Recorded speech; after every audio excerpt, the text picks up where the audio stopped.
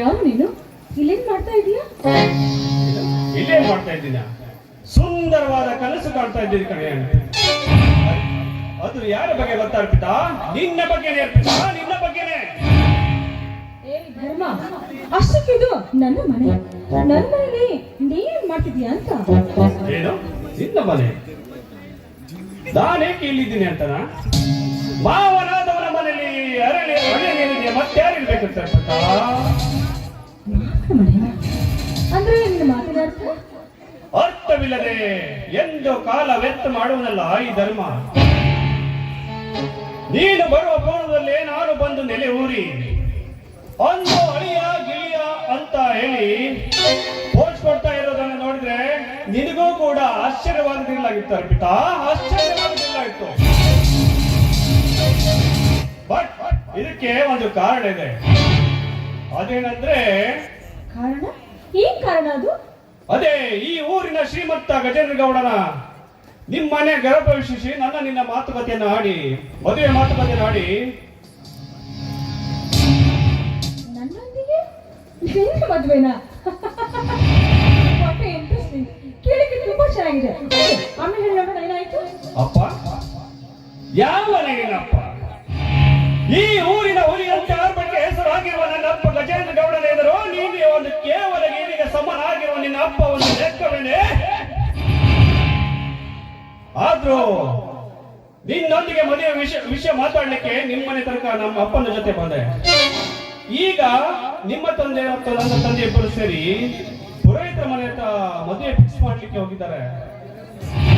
ಹೀಗಿದ್ಮೇಲೆ ನಿನ್ನ ಮದುವೆ ಅತಿ ಹತ್ತಿರ ಬರುತ್ತಿರುವಾಗ ಈ ಸುಂದರ ಸಮಯದಲ್ಲಿ ಈ ನಿನ್ನ ಭಾವಿ ಗಂಡನ ಗಲ್ಲಕ್ಕೆ ಒಂದು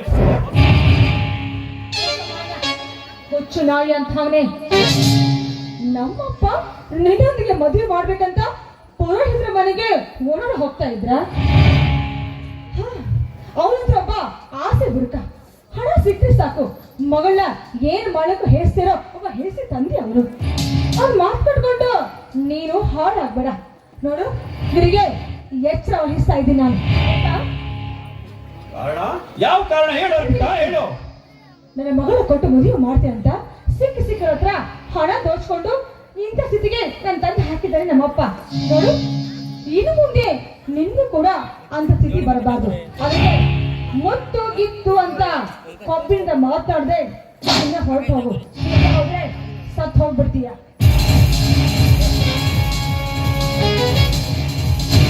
ಏನು ನನಗೆ ಸಾವೆ? ಅದು ನಿನ್ನಿಂದ?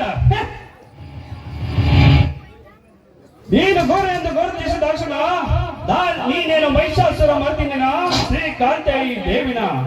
ನಾನೇನು ದುಷ್ಟ ಮಹಿಷಾಸುರ ಅಲ್ಲ ತಾನೇ? ಹೀಗಿದ್ದ ಮೇಲೆ ನೀನು ಇವತ್ತಲ್ಲ ನಾಳೆ ಯಾರ್ದೋ ಇನ್ಯಾರ್ದೋ ಗಂಡಸರ ಕೈ ಹಿಡಿಯಬೇಕಾದ ಒಂದು ಹೆಣ್ಣು ನೀನು. ಅಂಥದ್ರಲ್ಲಿ ನನಗೆ ಸಾವೆ, ಅದು ನಿನ್ನಿಂದ. ಅಲ್ಲಿವರೆಗೂ ನಾನೇನು ನೋಡ್ಕೊಂಡು ಸುಮ್ಮನೆ ಇರ್ತೀರಾ? ನೋಡು, ನಿನ್ನಪ್ಪ ಒಪ್ಪಿಗೆ ಸೂಚಿಸಿರೋ ಪ್ರಕಾರ ನನ್ನ ಮದುವೆಯಾಗಿ ಸಂಸಾರದ ಭಾರ ಹೊರ್ತೀಯೋ?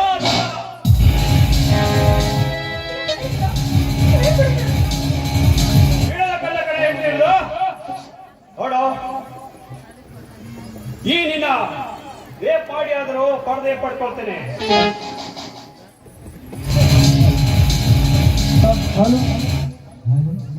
ಹಾಲು ಮೇಡಮ್, ಹಾಲು ತಗೊಳ್ಳಿ. ಇವನೊಬ್ಬ ದರಿದ್ರ ಈ ಸಮಯದಲ್ಲಿ ಬರ್ಬೇಕಂತ